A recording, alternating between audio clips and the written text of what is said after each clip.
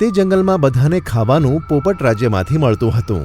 પોપટ બધાને એક સરખું ખાવાનું આપતો હતો. તેથી પોપટને બધા માનતા હતા. પણ સોનુ હંમેશા પોતાનું ખાવાનું ખાઈને બીજાનું ખાવાનું ઝૂંટવી લેતો હતો અને તેની ફરિયાદ લઈને બધા પોપટની પાસે પહોંચે છે. સોનુ, મને તારી વિરુદ્ધ બહુ જ ફરિયાદો મળી છે.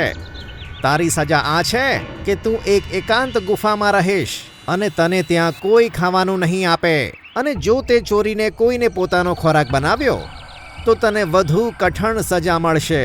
સોનુ આ સાંભળીને તે જ કરે છે જે પોપટ રાજાએ કહ્યું હતું. 5-6 દિવસ આમ જ નીકળી જાય છે. સોનુને ખૂબ ભૂખ લાગે છે. તે ચૂપચાપ ઉડીને બહાર શિકાર માટે નીકળી જાય છે, જેથી પોપટ રાજાને ખબર ના પડે, અને તે એક પક્ષીને મારીને તેને પોતાનો ખોરાક બનાવી દે છે.